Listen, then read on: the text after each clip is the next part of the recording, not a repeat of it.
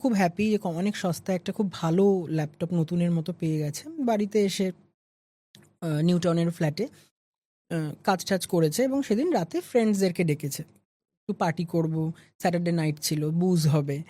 তো বেশ রাতে ওরা পার্টি করছে। তো করিডোরে, করিডোরটা খুব সুন্দর। করিডোরে পার্টি করছে, এবার জল শেষ হয়ে গেছে। তো আরেকজন যে রুমমেট, যে কলকাতার ছেলে, সে যে রুমটাতে ল্যাপটপ রাখা ছিল সেই রুমে জলটা আনতে যায়। ও এবার ঘরটাতে খুব আলো কম ছিল। মানে প্রায় অন্ধকার মতো, একদম ডিম লাইট জ্বলছে। তো ও দেখতে পায় যে ল্যাপটপটা যেখানে আছে তার পাশে কিচেন, এবং কিচেনটা অন্ধকার। মনে হচ্ছে একটা লম্বা লোক, মানে প্রায় ৯ ফুট মতো দাঁড়িয়ে আছে, যার হাত দুটো হাঁটুর নিচে ঝুলছে।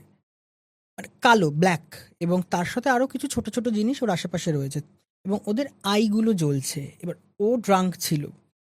এবার ও না ভয় পেয়ে গেছে। এবার ভয়ে ও আর জল নেয়নি। ও সোজা চলে এসেছে। এসে বলছে, "ওখানে না আমার কিছু একটা দেখলাম মনে হলো। তোরা সবাই চল তো।" ফ্রেন্ডসরা কি দেখছে কিছুই নেই। তো ওকে মানে হাসাহাসি করছে, "কি বলছিস? মানে ভীষণ নেশা হয়ে গেছে তোর, হোয়াটএভার।" এবার হঠাৎ ল্যাপটপটার স্ক্রিনটা কাঁপতে, কাঁপতে হঠাৎ একটা ফেস আসলো। ফেসটা হাফ বার্ন এবং একটা চোখ মানে বেরোনো মতো। ও দেখে ছিটকে গেছে।